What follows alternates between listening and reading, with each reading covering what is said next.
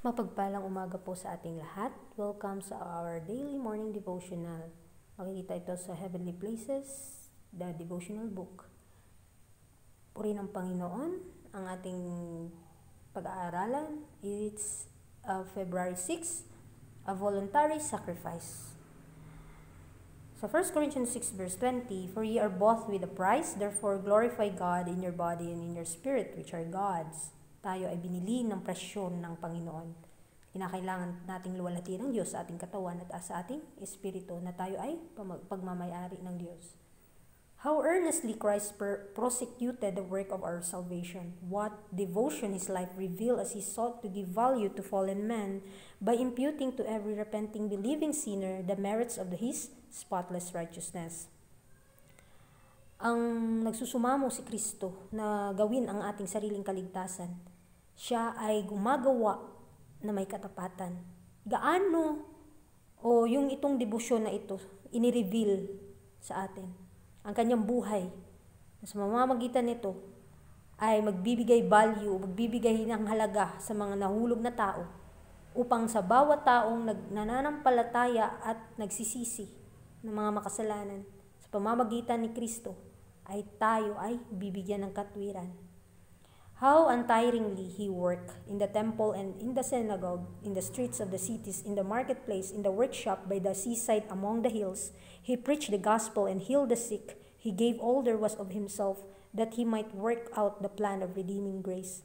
Ito yung gawain ng ating Panginoon nung nandito siya sa lupa, na kahit saan man siya magpunta, siya ay nagpapagaling at naghahasik ng binhi ng katotohanan, nagpapagaling sa physical at spiritual na karamdaman, nawa ay atin siyang gawing dakilang halimbawa. Siya ay ibinigay niyang kanyang sarili upang ang gawain ng pagtubos ay magwawakgi at yung kaligtasan natin ay matatanggap. Christ was under no obligation to make this great sacrifice. Voluntarily, he pledged himself to bear the punishment due to the transgressor of his law.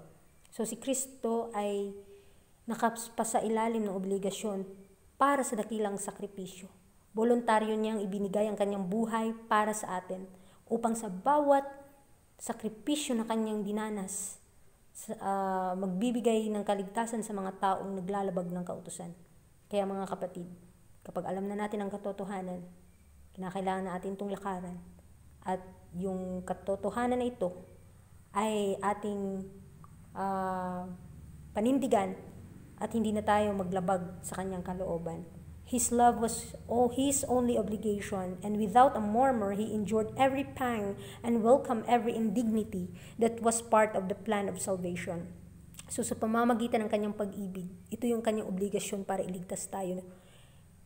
Sinakripisyo niya ang bawat sakit na humahampas sa kanyang likod, sa kanyang katawan, na walang pagrereklamo.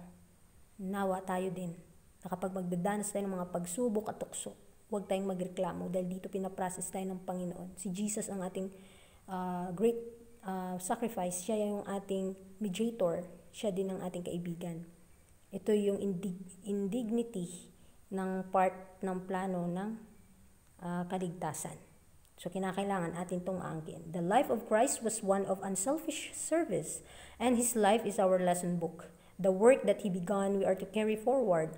With his life of toil and sacrifice before them, can those who profess his name hesitate to deny self, to lift the cross and follow him? Ang buhay ni Kristo ay isang buhay na hindi makasariling pagseserbisyo. Ano yung kalooban ng Ama, yun yung kanyang sinusunod. Kaya mapapansin natin na ang kanyang buhay ay isang lesson book natin. Gawin natin siyang halimbawa. Yung kanyang gawain ay nagsisimula upang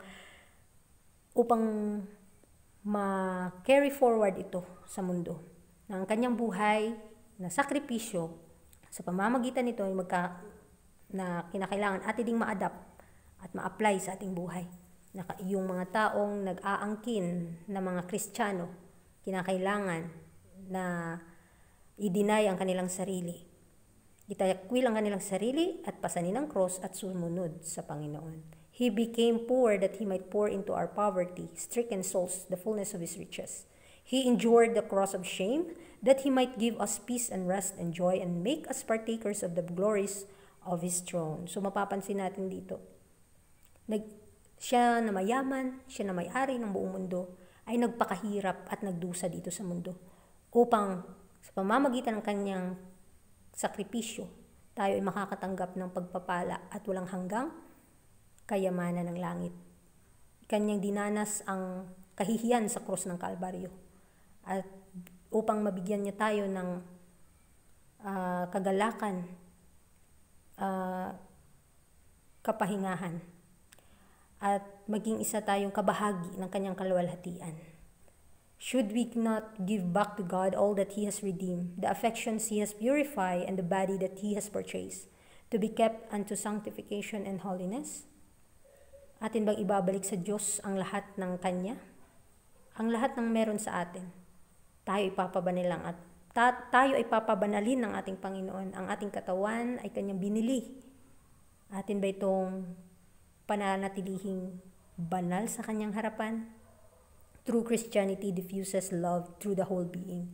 It touches every vital part, the brain, the heart, the helping hands, the feet, enabling men to stand firmly where God requires them to stand. Ang tunay na Kristiyano, yung dinidiffuse yung love through the whole being. Kinakailangan nating tanggapin ang kanyang pagpapala, tanggapin ang lahat ng kapangyarihan na meron tayo, ang ating pag-iisip, ang ating puso, ang ating mga kamay at paa. At ang bawat meron sa atin ay magbigay kapurihan na kinakailangan tayong tumayo sa kanyang harapan na banal sa pamamagitan ng kanyang biyaya.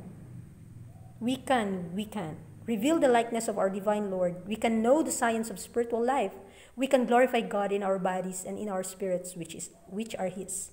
So magagawa na nga natin. Pinapatunayan na nga ni Kristo na kung sa pamamagitan sa Kanya, kapag tayo ay nakipag-ugnayan sa Kanya, mapapansin natin na marireveal sa atin yung Kanyang imahe, ang Kanyang kabanalan. So kinakailangan ating malaman at malalaman nga natin ang siyensya ng spiritual na buhay, na kinakailangan araw-araw sa lahat ng ating gagawin ay magbigay kapurihan sa Diyos, sa ating katawan at sa ating espiritu na ito'y sa Kanya.